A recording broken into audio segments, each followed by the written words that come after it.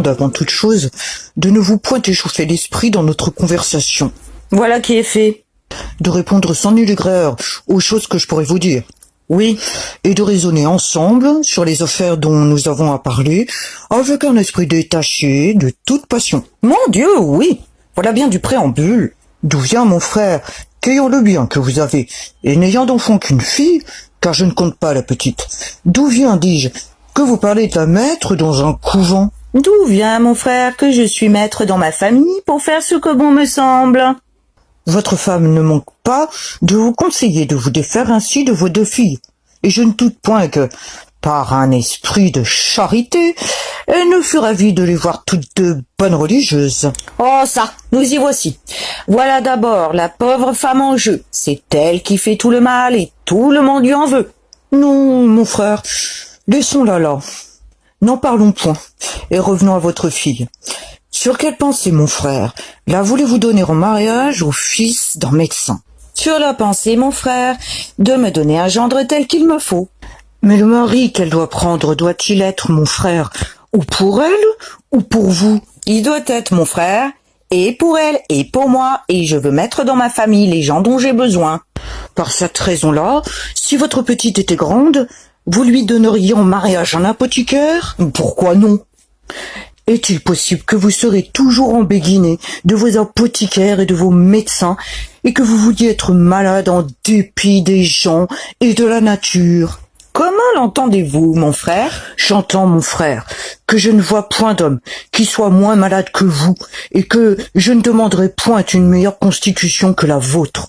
Une grande marque que vous vous portez bien, et que vous avez un corps parfaitement bien composé, c'est qu'avec tous les soins que vous avez pris, vous n'avez pu parvenir encore à gâter la bonté de votre tempérament, et que vous n'êtes point crevé de toutes les médecines qu'on vous a fait prendre. Mais savez-vous, mon frère, que c'est cela qui me conserve, et que Monsieur Purgon dit que je succomberais s'il était seulement 3 jours sans prendre soin de moi? Si vous n'y prenez garde, il prendra tant de soin de vous qu'il vous envoiera en l'autre monde. Mais raisonnons un peu, mon frère. Vous ne croyez donc point à la médecine? Non, mon frère, et je ne vois pas que, pour son salut, il soit nécessaire d'y croire. Quoi?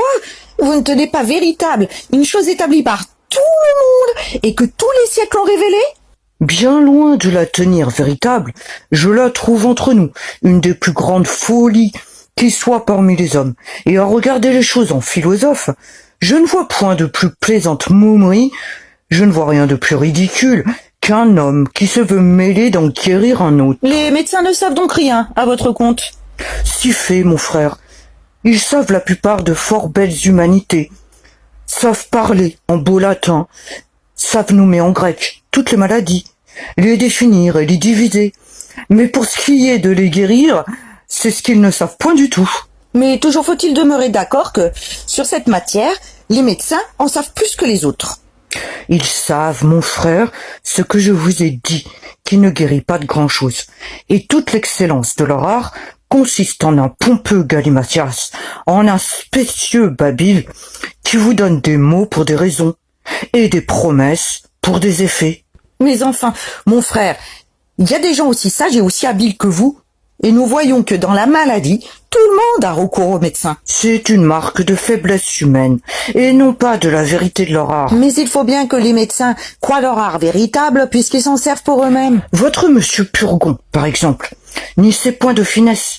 C'est un homme tout médecin, depuis la tête jusqu'aux pieds, qui ne voit rien d'obscur dans la médecine, rien de douteux, rien de difficile, et qui, avec une impétuosité de prévention, une roideur de confiance, une brutalité de sens commun et de raison, donne au travers des purgations et des saignées, et ne balance aucune chose. Il ne lui faut point vouloir mal de tout ce qu'il pourra vous faire. C'est de la meilleure foi du monde qu'il vous expédiera, et il ne fera en vous tuant que ce qu'il a fait à sa femme et à ses enfants, et ce qu'en a besoin, il ferait à lui-même. C'est que vous avez, mon frère, une dent de lait contre lui. Mais enfin, venons aux faits. Que faire donc quand on est malade? Rien, mon frère. Rien? Rien. Il ne faut que demeurer en repos. La nature d'elle-même, quand nous la laissons faire, se tire doucement du désordre où elle est tombée. C'est notre inquiétude, c'est notre impatience qui gâte tout. Et presque tous les hommes meurent de leur remède et non pas de leur maladie. Mais il faut demeurer d'accord, mon frère, qu'on peut aider cette nature par de certaines choses. Mon Dieu, mon frère, ce sont pures idées dont nous aimons à nous repaître. Et de tout temps, il s'est glissé parmi les hommes de belles imaginations que nous venons à croire, parce qu'elles nous flattent et qu'il serait à souhaiter qu'elles fussent véritables. Lorsqu'un médecin vous parle d'aider, de secourir, de soulager la nature, de lui ôter ce qui lui nuit et lui donner ce qui lui manque, de la rétablir et de la remettre dans une pleine facilité de ses fonctions, lorsqu'il vous parle de rectifier le sang, de tempérer les entrailles et le cerveau, de dégonfler la rate, de raccommoder la poitrine, de réparer le foie, de fortifier le cœur, de rétablir et conserver la chaleur naturelle, et d'avoir des secrets pour étendre la vie à de longues années. Il vous dit justement le roman de la médecine. Mais quand vous en venez à la vérité et à l'expérience, vous ne trouvez rien de tout cela. Et il en est comme de ces beaux songes qui ne vous laissent au réveil que le déplaisir de les avoir crus. Oh, vous êtes un grand docteur, à ce que je vois, et je voudrais bien qu'il y eût ici quelqu'un de ces messieurs pour rembarrer vos raisonnements et rabaisser votre caquet. Ce que j'en dis n'est qu'entre nous, et j'aurais souhaité de pouvoir un peu vous tirer de l'erreur où vous êtes. Et pour vous divertir, vous menez voir sur ce chapitre quelques-unes des comédies de Molière. C'est un bon impertinent que votre Molière avec ses comédies, et je le trouve bien plaisant d'aller jouer d'honnêtes gens comme les médecins. Ce ne sont point des médecins qu'il joue, mais le ridicule de la médecine.